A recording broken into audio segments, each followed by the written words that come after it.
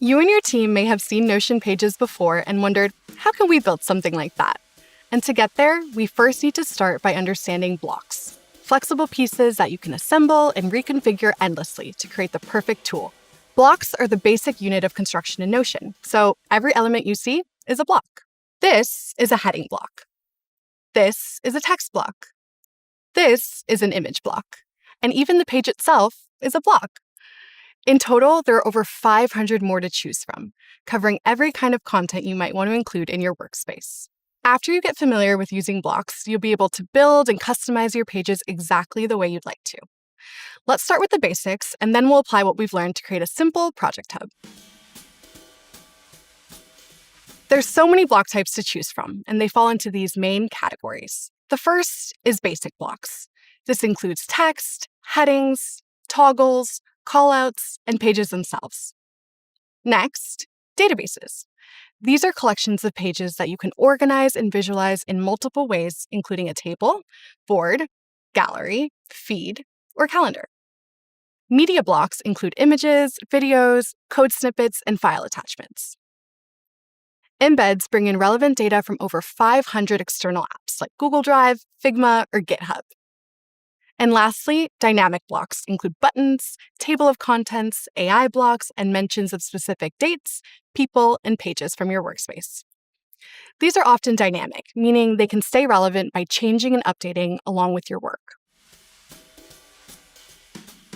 Now that we've covered the block types, let's cover how to build with them. First off, by simply typing text onto a page, you're already creating the most basic type of block, text. With text blocks, it's easy to format your content to make it more readable and visually appealing. Simply highlight any text to see the formatting menu, with options like bold, italic, underline, leaving comments, or asking AI to help. Pick from any of the ready-made prompts or type a custom one yourself. But what about the other types of blocks? The slash menu is the primary way to create new blocks. Type slash on any line and you'll see a new menu with all the various types of blocks we've mentioned. Type the block name to find it from the list, like heading, for example. Another access point to the same block menu is the plus icon, which appears in the left margin whenever you hover over a new line. Blocks are drag and drop, allowing you to easily move them to different locations on your page or create columns. This makes it simple to create customized page formats that visually reinforce the content that matters most. Beside any block is the 6-dot menu. This menu also helps us duplicate or delete blocks, comment on them, or even turn blocks into other kinds of blocks. For example, you can upgrade your simple table to a database in just one click. One last helpful tip. On a new line, simply press the spacebar to instantly bring up Notion AI. From here, you can select from tons of click actions like making a table, writing a summary, or adding action items. Or you can even write a prompt, and Notion AI will get to work using the context of your page. It's like having a writing assistant built into every block. For instance, let's ask Notion AI to improve our writing by adding an example. Now, let's work with these concepts by creating a simple project hub from scratch. The first thing our project needs is an overview, so the team knows what we're working on. Let's create a new header block with the slash menu and give it a title. Overview. Then, let's change the formatting to give this a red background from the 6-dot menu. Next, we'll add a simple bullet list with the goals for the project. It'd also be helpful to see who's involved in this project, so below, I'll create a table with team members by typing slash and table. Let me add the team and their responsibility areas. This project needs some tasks, right? Let's add a simple inline database below.